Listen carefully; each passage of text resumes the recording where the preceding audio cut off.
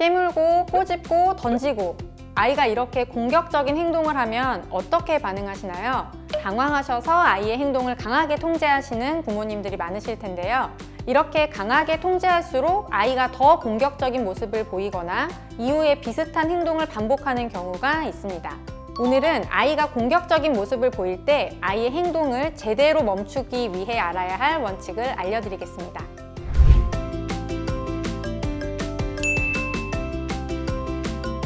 안녕하세요. 육아메이트 오연경입니다.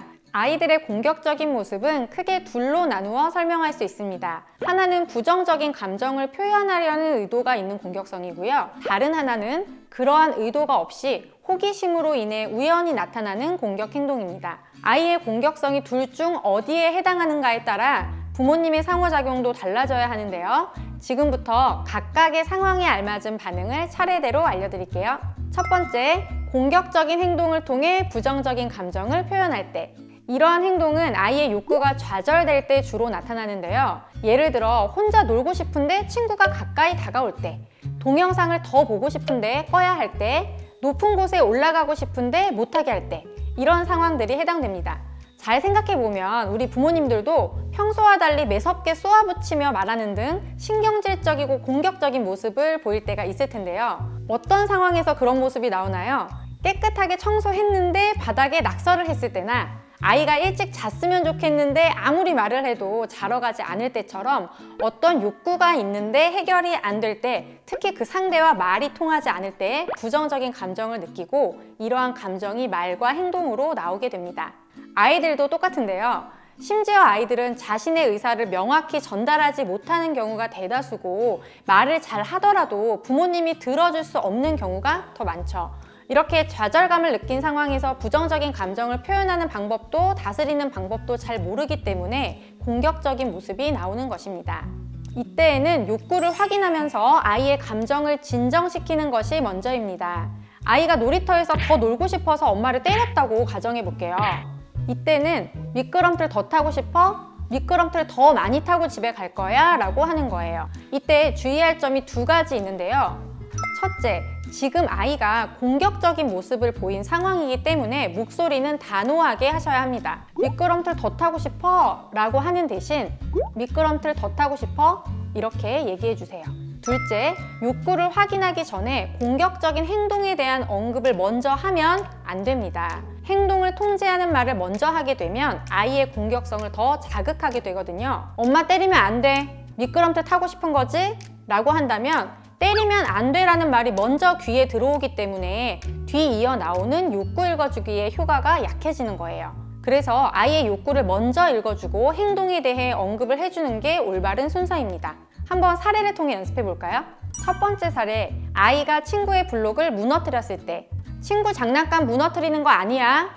라고 하면 안 되겠죠? 이렇게 말하는 대신 이 블록 꽝 하고 싶어? 민준이도 블록놀이 하고 싶은 거야? 하는 거예요. 두 번째 사례, 위험한 물건을 빼앗자 엄마를 때렸을 때, 이거 위험한 거야, 장난감 아니야 하는 게 아니라 어떻게? 이거 다시 갖고 싶어? 이 막대기로 휙휙 하고 싶은 거야? 이렇게 말합니다. 이렇게 욕구 읽어주기를 통해 아이가 부모님에게 집중하면 그 다음 대안을 주는 거예요. 놀이터에서 집에 오기 싫어하는 아이라면 엄마랑 미끄럼틀 한 번 타고 멍멍이 보러 갈까? 아빠랑 목마 타고 집에 가서 이불 미끄럼틀 타볼까? 하는 거죠. 대안을 줄 때에도 주의할 점이 있는데요. 목소리 톤은 여전히 단호해야 하고요. 욕구를 읽어주었는데도 여전히 공격적인 행동을 하거나 부모님 말씀에 관심이 없다면 대안을 제시하면 안 됩니다. 다시 말해, 욕구 읽어주기를 통해 아이가 공격적인 행동을 멈추었을 때 대안을 주어야 효과가 있습니다. 이렇게 대안을 선택한 이후에는 화가 난다고 엄마를 때리면 될까 안 될까? 맞아, 엄마 때리면 안 되지? 엄마 막대놀이가 너무 하고 싶어요 하면 엄마가 이렇게 안전하게 놀이하는 방법을 알려줄 거야 하면서 공격적인 행동을 하면 안 된다는 사실을 분명하게 전달해 주세요. 두 번째, 호기심으로 인해 우연히 나타나는 공격 행동. 부정적인 감정이 아닌 호기심으로 인해 공격적인 행동을 보이는 아이도 있는데요. 물건을 던졌을 때 굴러가는 모습이나 소리가 궁금해서 물건을 계속 던지는 아이도 있고요. 우연히 물을 쏟았는데 부모님이 당황하거나 화내는 모습을 보고 이번에도 같은 반응일까? 궁금해서 일부러 그 행동을 반복하는 아이들도 있습니다. 아빠랑 하던 간지럽히기, 힘겨루기 놀이를 똑같이 또래 친구에게 했다가 괴롭히는 것으로 오해받는 경우도 있죠.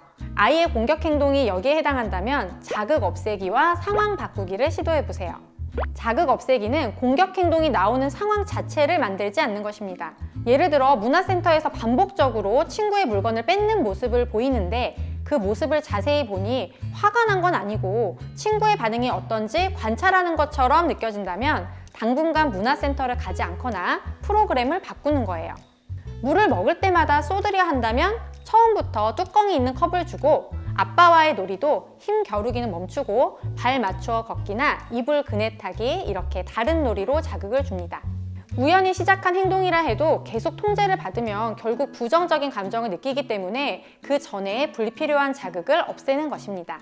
상황 바꾸기는 아까 이야기한 대안주기와 같은 맥락인데요. 아이가 현재의 공격 행동 대신 다른 행동을 하도록 유도하는 거예요. 욕구 읽어주기 후 대안주기는 명확하게 상황을 정리한 후 선택할 거리를 주는 반면 상황 바꾸기는 아이가 의식하지 못한 상태에서 자연스럽게 바람직한 행동을 하도록 이끌어줍니다.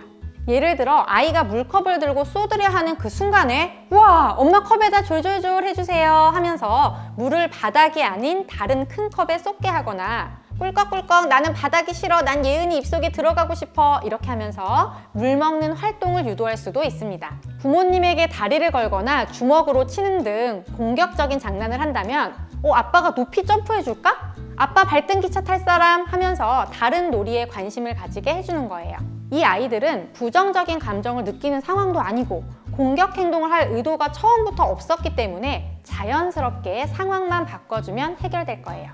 오늘은 우리 아이들이 공격적인 모습을 보일 때 부모님이 어떻게 상호작용해야 하는지 알아보았습니다.